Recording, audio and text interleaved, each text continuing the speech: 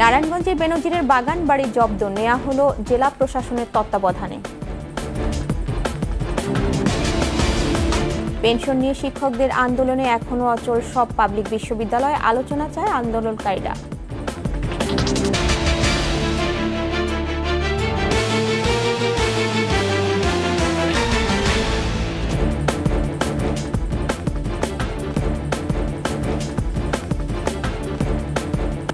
শুনছিলেন first security ইসলামী bank PLC সংবাদ শিরোনাম। আমন্ত্রণ 21 দেশের সংবাদে, আপনাদের সাথে আছি মহিমা পলি।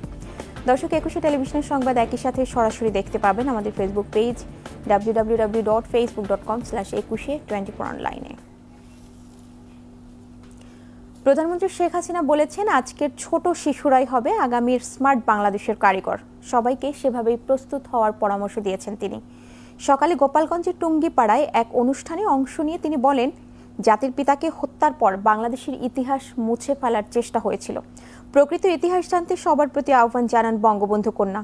গোপালগঞ্জ থেকে জানাচ্ছেন প্রণব চক্রবর্তী, ক্যামেরায় ছিলেন তফসির হাসান। 2 দিনের সফরে গতকাল গোপালগঞ্জের টুঙ্গিপাড়া আসেন আওয়ামী লীগ সভাপতি ও প্রধানমন্ত্রী শেখ হাসিনা। সফরের দ্বিতীয় ও শেষ দিন সকালে তিনি আসেন গিমারডাঙ্গা মডেল সরকারি প্রাথমিক বিদ্যালয়ে।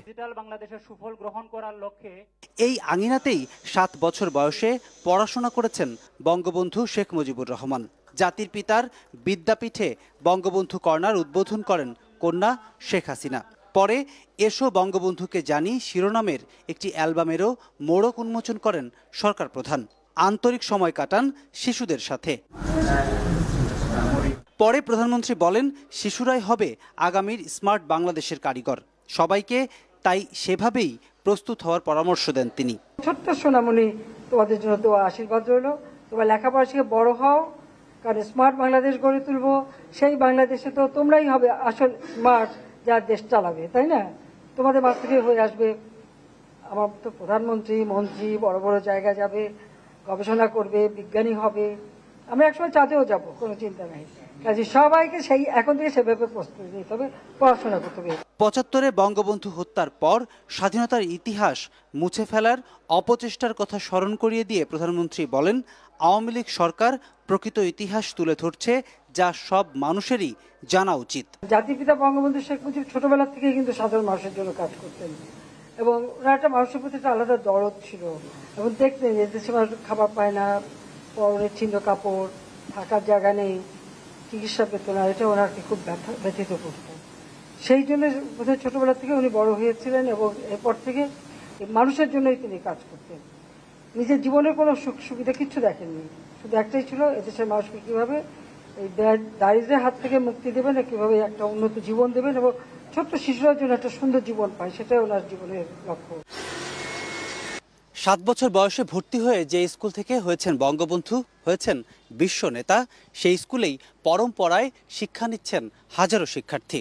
বঙ্গবন্ধু কর্নারের উদ্বোধন করে প্রধানমন্ত্রী শেখ হাসিনা বললেন, এই বঙ্গবন্ধুর আদর্শকে লালন করেই এই শিক্ষার্থীরা হয়ে উঠবেন এক একজন দেশ গড়ার কারিগর।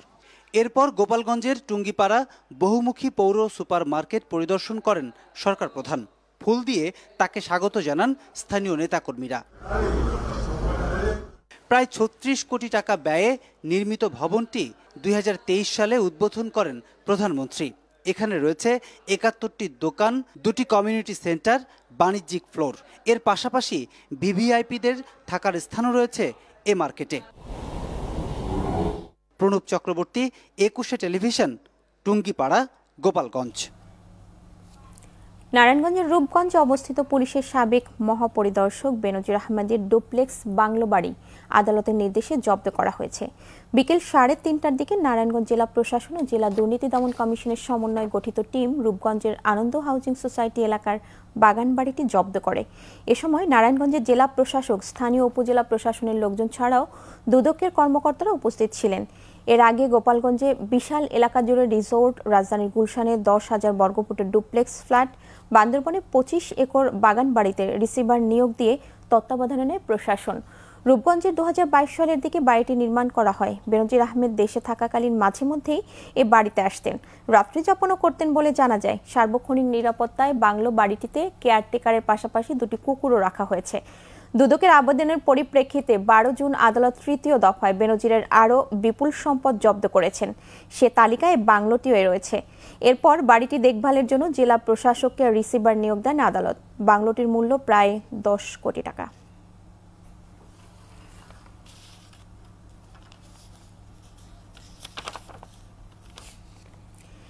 পেনশন নিয়ে আলোচনার পাশাপাশি আন্দোলনও চলবে বলে জানিয়েছেন বিশ্ববিদ্যালয়ের শিক্ষক নেতারা। সকালে বুয়েটে অবস্থান কর্মসূচি থেকে এ ঘোষণা দেন তারা। আন্দোলনের ষষ্ঠ দিনে দেশের 39টি সরকারি বিশ্ববিদ্যালয়ের শিক্ষকরা সর্বজনীন পেনশন প্রত্যয় বাতিল সহ 3 দফা দাবিতে ক্লাস, পরীক্ষা ও প্রশাসনিক কার্যক্রম বর্জন করে আন্দোলন চালিয়ে যাচ্ছেন। বিস্তারিত আহমদ বাবুর প্রতিবেদনে। ষষ্ঠ দিনের মতো সারা দেশের পাবলিক বিশ্ববিদ্যালয়ের শিক্ষকরা ক্লাস, পরীক্ষা সহ সব ধরনের কার্যক্রম বন্ধ রেখে অবস্থান কর্মসূচি পালন করে যাচ্ছেন। তাদের দাবি প্রত্যয় স্কিম বাতিল করে আগের ধারা অব্যাহত রাখা। শিক্ষকরা বলেন, কিছু মানুষ সরকারকে ভুল বুঝিয়ে প্রত্যয় কর্মসূচির মধ্যে নেওয়ার চেষ্টা করছে। ক্লাস, তারপর পরীক্ষা এগুলো বন্ধ করে আন্দোলন করতে হচ্ছে, এটাই তো অত্যন্ত দুঃখজনক। কারণ এই পর্যায়টা গেলে এটা বিশ্ববিদ্যালয়ের সবার জন্যই ক্ষতিকর, শিক্ষকদের জন্য ক্ষতিকর, ছাত্রদের জন্য ক্ষতিকর, ওভারঅল দেশের জন্য এটা ক্ষতিকর। কিন্তু এই পর্যায়ে যেতে হয়েছে, তো আমরা আশা করব এটা খুব দীর্ঘায়িত হবে না এবং এই ব্যাপারে সরকার সদয়ভাবে দেখবেন। আগামী দিনের যে প্রজন্ম যারা শিক্ষকতাকে ভালোবাসে, শিক্ষকতায় যোগদান করতে চায়, যারা আগামী দিনে স্মার্ট বাংলাদেশ গড়ায় ভূমিকা রাখতে চায়, তাদেরকে অনুৎসাহিত করবে। আমাদের এই আন্দোলন অবশ্যই চালিয়ে যেতে হবে। ইনশাআল্লাহ আমরা এই আন্দোলন শেষ পর্যন্ত চালিয়ে যাব যতক্ষণ না আমাদের দাবি আদায় হবে। 3 দফা দাবি বাস্তবায়ন না হওয়া পর্যন্ত আন্দোলন চালিয়ে যাওয়ার ঘোষণা দেন শিক্ষক নেতারা। এই প্রত্যয় স্কিমে বিশ্ববিদ্যালয়ের শিক্ষকদের অন্তর্ভুক্তি করার কারণে আগামী দিনে উচ্চশিক্ষায় একটি বিশৃঙ্খলা তৈরি হবে। কারণ কোনো মেধাবী শিক্ষার্থী বিশ্ববিদ্যালয়ের শিক্ষক হিসেবে যোগদান করবে না। বাংলাদেশের সকল পাবলিক বিশ্ববিদ্যালয়ের শিক্ষকেরা ঐক্যবদ্ধভাবে তাদের এই ন্যায্য দাবিতে আন্দোলন করছে। বিশ্ববিদ্যালয়ের শিক্ষকদের এই ন্যায্য দাবি মেনে দেন, উচ্চশিক্ষাকে বাঁচান। বিশ্ববিদ্যালয়ের শিক্ষকরা আজকে আন্দোলন করছে আগামী দিনের সোনার বাংলার জন্য। প্রত্যেক স্কিমে থাকবো না, আমরা স্বতন্ত্র বেতন স্কেলে যাব এবং আমাদের আত্মমর্যাদার জন্য আমাদের সুপার গ্রেডটি দিতে হবে। আমাদের আন্দোলন আমরা চালিয়ে যাব। এই প্রত্যয় স্কিম থেকে বিশ্ববিদ্যালয়ের শিক্ষকদেরকে যতক্ষণ না প্রত্যাহার করা হচ্ছে, আমাদের যেই গ্রেড সুপার গ্রেডের শিক্ষকদের অন্তর্ভুক্তি যেটি 2015 সালে প্রতিশ্রুতি ছিল, সেটি আমাদেরকে দিতে হবে এবং বিশ্ববিদ্যালয়ের শিক্ষকদের জন্য একটি স্বতন্ত্র বেতন স্কেল গঠন করতে হবে। এই 3টি দাবি আমাদের যতক্ষণ পর্যন্ত না মানা হচ্ছে ততক্ষণ পর্যন্ত আমাদের এই আন্দোলন চলবে। এদিকে প্রত্যয় কর্মসূচি বাতিলের দাবিতে শিক্ষকদের সঙ্গে আন্দোলনে একাত্মতা প্রকাশ করে বিশ্ববিদ্যালয়ের কর্মকর্তা ফেডারেশনও অবস্থান কর্মসূচি পালন করছে। আহমদ বাবু, 21 টেলিভিশন, ঢাকা। উত্তরের বন্যা পরিস্থিতির আরও অবনতি হয়েছে। ডুবে গেছে শিক্ষা প্রতিষ্ঠান, বাড়িঘর, রাস্তাঘাট ও ফসলি জমি। পানিবন্দী অবস্থায় মানবেতর দিন যাপন করছেন বন্যা কবলিতরা। গাইবান্ধা, বগুড়া সহ বেশ কটি জেলার স্কুলে পানি ঢুকে পড়ায় পাঠদান বন্ধ হয়ে গেছে। এদিকে সিরাজগঞ্জে যমুনার ভাঙনে বিলীন হচ্ছে ঘরবাড়ি ও ফসলি জমি। প্রতিনিধিদের সহায়তায় ডেস্ক রিপোর্ট। বগুড়ায় প্রবল বৃষ্টিতে সারিয়াকান্দি উপজেলায় যমুনা ও বাঙালি নদীতে পানি বেড়েই চলেছে। সারিয়াকান্দি, সোনাতলা ও ধনুট উপজেলায় যমুনা নদীর পানি বিপদসীমার ওপর দিয়ে প্রবাহিত হচ্ছে। সারিয়াকান্দির ইছামারা, হাটশেরপুর, কর্ণিবাড়ি, সোনাতলার সুজাইতপুর এবং ধনুটের শহরাবাড়ি বাঁধের 1000 মিটার ভাঙনের ঝুঁকিতে রয়েছে। সোনাতলা উপজেলার 20টিরও বেশি গ্রামের মানুষ পানিবন্দী হয়ে পড়েছেন। 8টি সরকারি প্রাথমিক বিদ্যালয় ও একটি মাদ্রাসায় পানি ঢুকে পড়ায় পাঠদান বন্ধ হয়ে গেছে। 85 হেক্টর ফসলি জমি এখন পানির নিচে।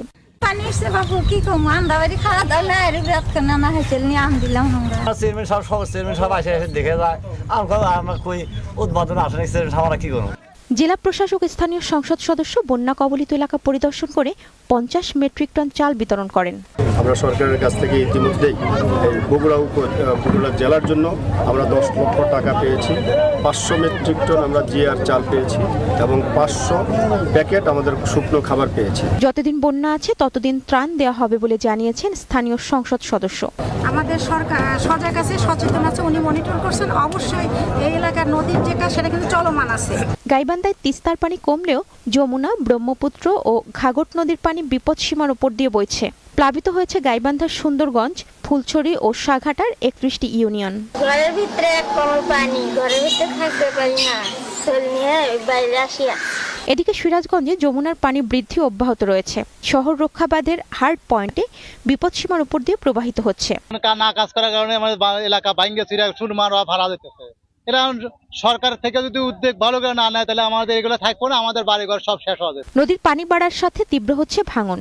শাহজাদপুর ও এনায়েতপুরের হাটপাচিল, সৈয়দপুর, ভেকা, জালালপুরে যমুনায় বিলীন হয়েছে শতাধিক ঘরবাড়ি। টাঙ্গাইলে ঝিনাই এবং ব্রহ্মপুত্র যমুনা নদীর পানি বিপদসীমার উপর দিয়ে প্রবাহিত হচ্ছে। জেলার ভুয়াপুর, কালিহাতী ও সদর উপজেলার চরাঞ্চল প্লাবিত হয়েছে। বন্যা পরিস্থিতি অপরিবর্তিত রয়েছে কুড়িগ্রামে। ব্রহ্মপুত্র নদের পানি চিলমারি, নুনখাওয়া ও হাতিয়া এবং দুধকুমারের পানি পাটেশ্বরী পয়েন্টে বিপদসীমার উপর দিয়ে প্রবাহিত হচ্ছে। এখনও পানিবন্দী প্রায় 1.25 লাখ মানুষ। সংকট রয়েছে শুকনো খাবার ও বিশুদ্ধ পানির। 4-5 দিন ধরে বাড়িতে পানি উঠছে, এপাশে বৃষ্টি, সমানে পানি বাড়তেছে। এখন গরু বাছুর, হাঁস মুরগি নিয়ে কোথায় মানুষেরাও কোথাও যাবে। এদিকে সিলেটে বন্যা পরিস্থিতির উন্নতি হলেও দুর্দশা কাটছে না পানিবন্দী মানুষের। 1 মাসের মধ্যে 3 দফা বন্যায় খাদ্য সংকটে বন্যা কবলিতরা। বিভিন্ন স্থানে বেড়িবাঁধ ভেঙে যাওয়ায় পানি নামছে না সীমান্তবর্তী জকিগঞ্জ সহ বন্যা দুর্গত এলাকা থেকে। উপজেলার গ্রামীণ সড়কগুলো তলিয়ে থাকায় দুর্গম এলাকায় যাচ্ছে না ত্রাণ সহায়তা। ভাই আলহামদুলিল্লাহ আমরা এই পর্যন্ত প্রায় 1 মাস হয়ে গেছে পানিবন্দী 3 ধাপে। প্রথম ধাপ গেছে মোটামুটি জানরক্ষ হয়েছিল, দ্বিতীয় ধাপ আবার আলহামদুলিল্লাহ আমরা পানি একটু কম ছিল, তৃতীয় ধাপ আইয়া প্রথম ধাপ থেকে বেশি। মহিমা পলি, 21 টেলিভিশন। নিচ্ছি সংবাদ বিরতি, ফিরে এসে যা থাকছে। মাদারীপুরে 222 কোটি টাকার বাঁধের কাজ শেষ পর্যায়ে। নদী ভাঙন থেকে রক্ষা পাবে পদ্মা সেতু ঘিরে গড়ে ওঠা সরবরাহ কমের অজুহাতে হিলিতে একদিনের ব্যবধানে দাম বেড়েছে কেজিতে 10 থেকে 15 টাকা। একদিন আগে দেশীয় পেঁয়াজ 85 টাকা কেজি দরে বিক্রি হলেও এখন বিক্রি হচ্ছে 100 টাকায়। এছাড়া আমদানি করা ভারতীয় পেঁয়াজ 80 টাকা বেড়ে 90 টাকা দরে বিক্রি হচ্ছে। হঠাৎ করে পেঁয়াজের দাম বাড়ায় বিপাকে নিম্ন আয়ের মানুষজন।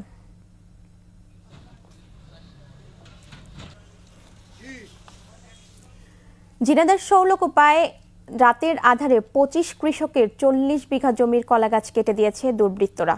উপজেলার যোগীপাড়া গ্রামের মাঠে ঘটনা ঘটে। স্থানীয়রা জানায়, সামাজিক আধিপত্য বিস্তারকে নিয়ে এই গ্রামের আব্দুল হান্নানের সমর্থকদের সাথে রইসউদ্দিন কমান্ডারের সমর্থকদের বিরোধ চলছিল। বিরোধের জেরে ঘটনা ঘটে থাকতে পারে। এতে ওই গ্রামের 25 জন কৃষকের প্রায় 1.5 কোটি টাকার ক্ষতি হয়েছে বলে দাবি করা হয়েছে।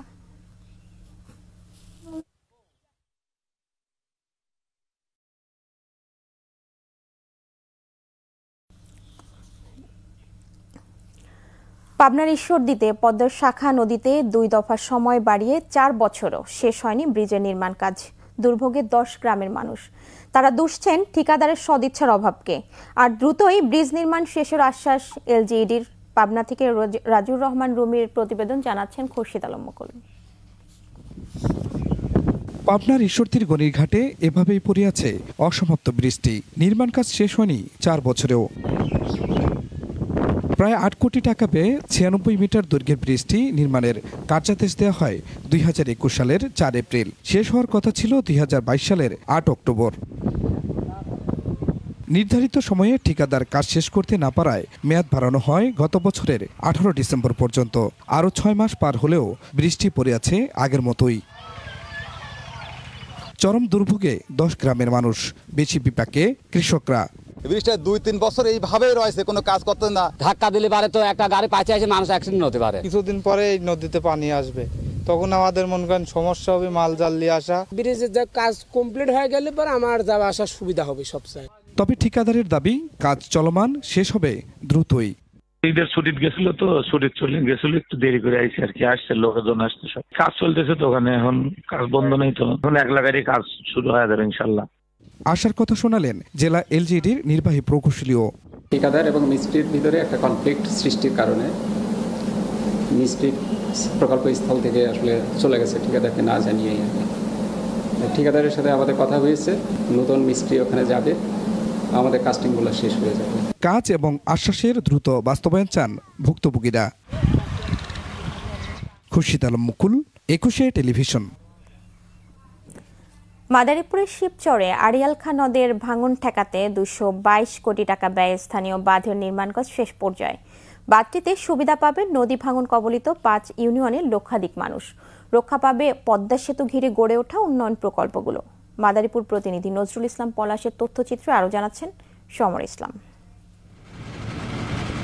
নদী ভাঙন কবলিত জনপদ মাদারীপুরের শিবচর। আড়িয়াল খাঁর ভাঙনে গত 1 দশকে বিলীন হয়েছে শত শত ঘরবাড়ি, সরকারি বেসরকারি স্থাপনা, স্কুল ও হাটবাজার। নিঃস্ব হয়েছে কয়েকশো পরিবার। বর্ষার পানি বাড়লে আতঙ্কে দিন কাটাতে হয় এ জনপদের মানুষকে।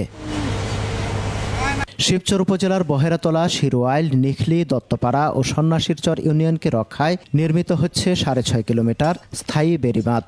নতুন এই বাঁধ ঘিরে নদী ভাঙনের ভয়াল স্মৃতি ভুলে নতুন জীবন সাজানোর স্বপ্ন দেখছেন এ অঞ্চলের মানুষ। যখন এই নদী বাঁধ দেশে এখন আবার পাথর হালাইতেছে, আমরা এতে খুব ভালো আছি। আল্লাহ আমাকে বাঁচাই রাখতেন, নইলে আমরা কোনোরকম থাকতে আসতাম না, বিলীন হয়ে যেতাম।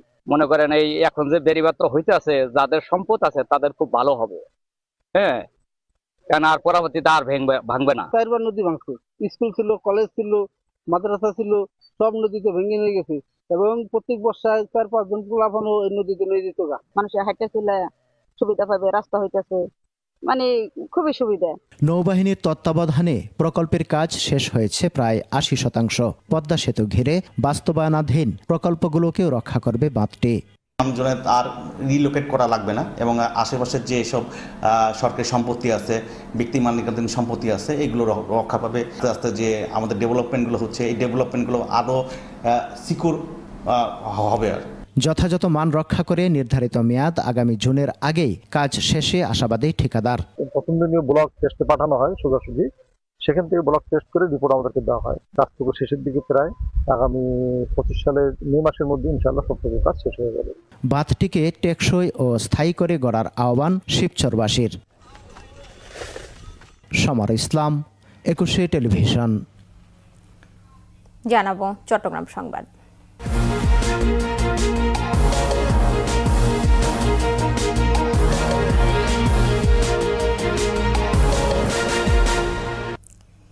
চিকিৎসকদের যেখানে পোস্টিং দেয়া হবে সেখানেই কাজ করতে হবে বলে মন্তব্য করেছেন স্বাস্থ্যমন্ত্রী সামন্তলাল সেন। বলেছেন, প্রধানমন্ত্রীর অনুশাসনে এজন্য নির্দেশনা তৈরি হয়েছে। 250 কোটি টাকা ব্যয়ে চীনের অর্থায়নে চট্টগ্রাম মেডিকেল কলেজ হাসপাতাল এলাকায় 150 শয্যার বিশেষায়িত বার্ন অ্যান্ড প্লাস্টিক সার্জারি ইউনিটের প্রস্তাবিত জায়গা পরিদর্শন করেন স্বাস্থ্যমন্ত্রী। পরে তিনি বলেন, স্বাস্থ্য সুরক্ষায় চিকিৎসকদের সেবার মানসিকতা নিয়ে কাজ করতে হবে। এ সময় চট্টগ্রাম মেডিকেল কলেজ হাসপাতালের পরিবেশ নিয়ে অসন্তোষের কথাও জানান মন্ত্রী।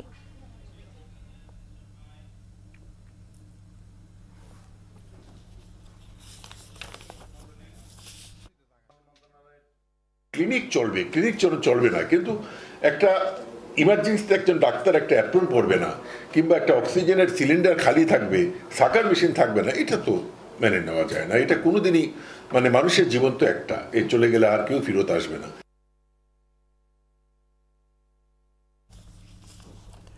সাধারণ মানুষের দোরগোড়ায় স্বাস্থ্যসেবা পৌঁছে দিতে সরকার নানামুখী পদক্ষেপ নিয়েছেন বলে মন্তব্য করেছেন শ্রম প্রতিমন্ত্রী নজরুল ইসলাম চৌধুরী। চট্টগ্রামের চান্দনায় এসে স্থানীয় স্বাস্থ্য কমপ্লেক্স পরিদর্শনের সময় তিনি বলেন, দেশের স্বাস্থ্য খাতে আমূল পরিবর্তন এনেছে এই সরকার। সাধারণ মানুষ যাতে স্বাস্থ্যসেবা পায় এজন্য চিকিৎসকদের যথাযথভাবে দায়িত্ব পালনেরও আহ্বান জানান তিনি। বঙ্গবন্ধু না থাকলেও বর্তমানে তার কন্যা প্রধানমন্ত্রী শেখ হাসিনা ডিজিটাল বাংলাদেশ গড়েছেন, এখন স্মার্ট বাংলাদেশ গড়তে যাচ্ছেন বলেও মন্তব্য করেন শ্রম প্রতিমন্ত্রী।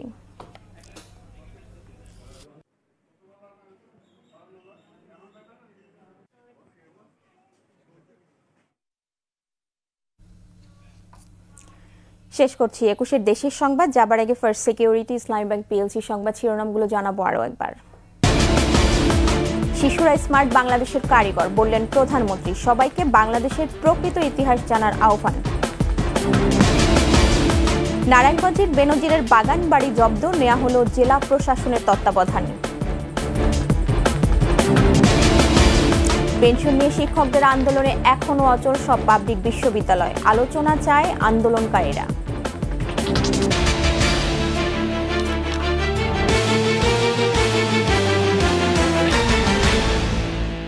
সর্বশেষ খবর জানতে ডায়াল করুন 2021 নম্বরে আর ভিজিট করুন ekushe-tv.com এই ওয়েবসাইটে। এছাড়া ফেসবুকে ভিজিট করতে পারেন facebook.com/ekushe24 অনলাইনে।